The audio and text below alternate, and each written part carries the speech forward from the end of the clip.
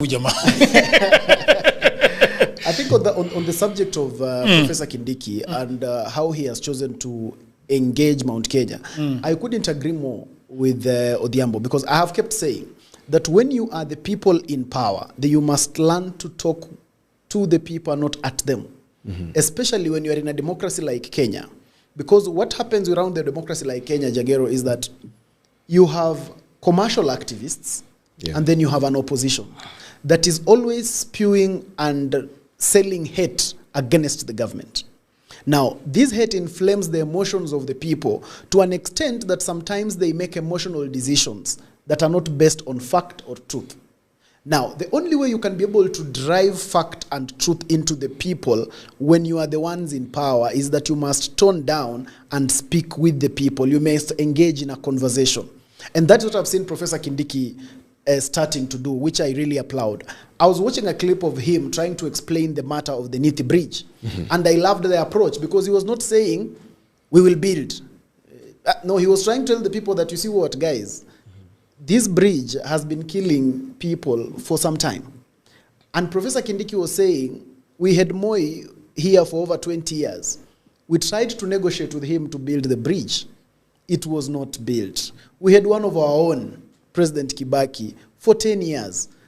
We're community leaders and ourselves, we tried to negotiate. It did not happen. We have also had Uhuru Kenyatta, one of our own sons again, who came into office and still the Nithi Bridge was actually not built. And Professor Kindiki was imploring upon his people and telling them, guys, for Dr. William Ruto, who is the president now, we can be able to see goodwill. He has allocated a budget. We have started the process of building the bridge. So it's just about holding on and being a bit patient, and this is going to be done. I think that is the modus operandi that should be used in engaging the people.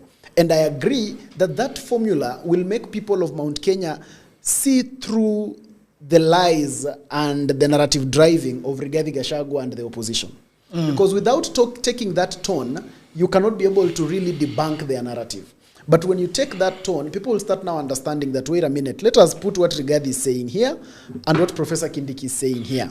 Can we be able to put them at par and see which one is actually making sense? So that element of not talking at the people will actually help galvanize Mount Kenya better. And it is not just about the galvanization of Mount Kenya. It is also the approach that is going to retain the deputy president position still on Professor Kindiki. Why? Because whereas he tries to do this and consolidate the mountain and consolidate the people, the next person who should be competing for the deputy president slot is ODM. Now, the ODM on the other side is not even consolidating themselves as a party. Forget about the rest of the people. Just themselves as a party. They are still talking at each other. They are still not doing much to bring each other together. So first of all, they are approaching the negotiation table from a point of disadvantage. Because before you tell us about how President Ruto should give you 50% of government, you should be able to tell us, first of all, who is ODM? Are you A or B? You should be able to tell us, when we are discussing, which ODM are we discussing? Right. So when you are putting an ego and you want to chest stamp, who exactly are you? Do you have everything in order? The other mistake that ODM is doing, that I saw, and I could be corrected if I'm wrong on this, I saw semblance of some meetings of people from ODM trying to undermine the others who are in government from the region of ODM. Now, when such things happen, you are tearing each other apart too much. Now, that is not very good advantage when you're going to negotiation. 3, you have become a party that is now discussing zoning. You can't really, Jagero, you can't demand 50. When you demand 50%, it means you are strong. You can't demand 50%, but you also want to be helped to win your own elections. Because if you are strong as ODM, Nyanza is one of the regions that is your foothold, is one of the regions where you have a strong bargain. Right. You have a strong presence.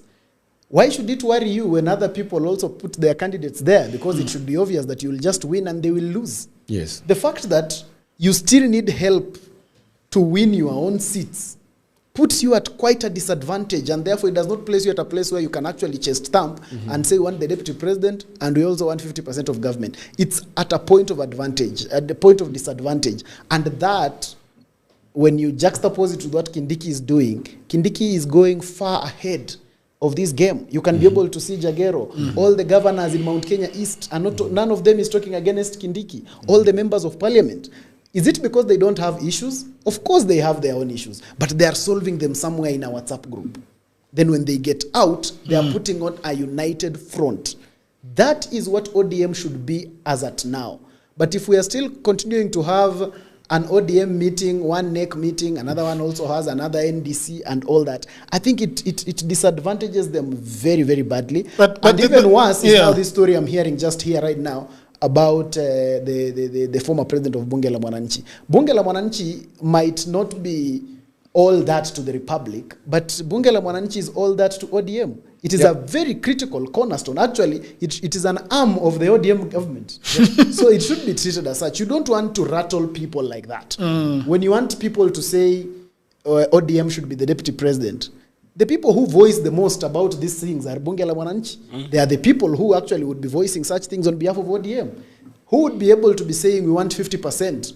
The people who will be doing these more are actually at the Bunge la Mwananchi. It is very... So it is, without being too verbose, I think ODM is not putting on the right socks and shoes for this war. But you see, that is very interesting because we were talking about this same issue of ODM.